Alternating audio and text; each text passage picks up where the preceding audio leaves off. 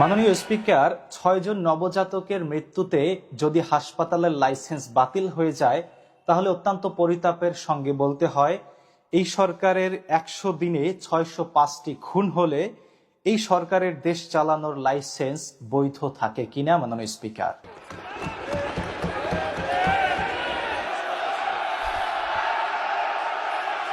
মাননীয় সদস্যবৃন্দ, ওনাকে বলতে দেন।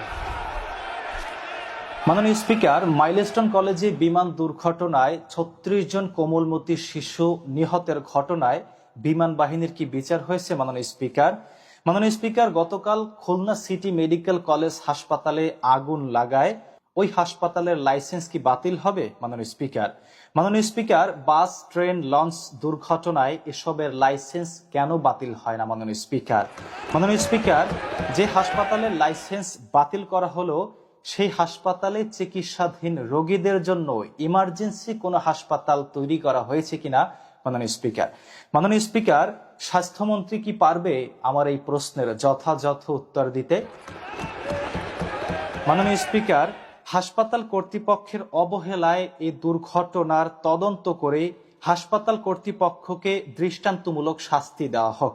কিন্তু মাননীয় স্পিকার, আদ্দিন হাসপাতালের লাইসেন্স বাতিল করে আদ্দিন কর্তৃপক্ষের কি কোনো ক্ষতি হয়েছে? মাননীয় স্পিকার, তারা হাজার কোটি টাকার মালিক। মাননীয় স্পিকার, সংসদের এমপি মন্ত্রীদের সর্দি কাশি হলেও তারা বিদেশে যায় চিকিৎসা করাতে, কিন্তু দেশের সাধারণ মানুষ কম টাকায় ভালো চিকিৎসা পেতে আদ্দিন, ইবনে সিনা এবং ইসলামী ব্যাংক হাসপাতালে যায় চিকিৎসার জন্য। মাননীয় স্পিকার, কোনো দুর্ঘটনায় যদি এসব হাসপাতালের লাইসেন্স বাতিল করা হয় তাহলে দেশের সাধারণ মানুষ কি দেশের বাইরে চিকিৎসার জন্য যাবে?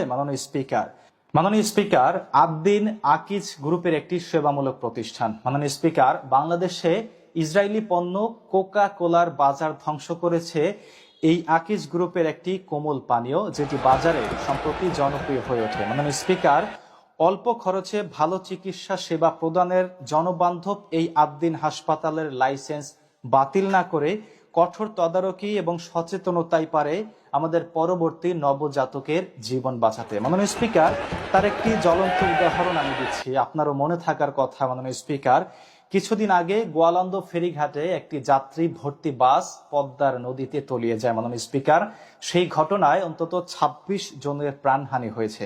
মাননীয় স্পিকার, পরবর্তীতে প্রশাসনের কঠোর তদারকিতে যাত্রী নামিয়ে বাস ফেরিতে উঠাতে বাধ্য করা হয়। ঠিক তার কিছুদিন পরেই আরো একটি বাস সেখান থেকে পদ্মার অতল গহ্বরে তলিয়ে যায়। মাননীয় স্পিকার, কিন্তু সৌভাগ্যবশত সেই দুর্ঘটনায় কোনো হতাহতের ঘটনা ঘটেনি। মাননীয় স্পিকার, শুধুমাত্র কঠোর তদারকি এবং সচেতনতার জন্যই অর্ধ শতাধিক মানুষের প্রাণ সেদিন বেঁচে যায়। সুতরাং এই সংসদের মাধ্যমে আমি সরকারের প্রতি আহ্বান করছি, আদ্দিন হাসপাতালের লাইসেন্স ফেরত দেয়া হোক এবং পরবর্তীতে কঠোর নজরদারিতে রাখা হোক যাতে আর কোনো নবজাতকের মায়ের কোল খালি না হয়। মাননীয় স্পিকার, কারণ যার চলে যায় সেই বোঝে হায় বিচ্ছেদের কি যন্ত্রণা। আপনাকে ধন্যবাদ মাননীয় স্পিকার।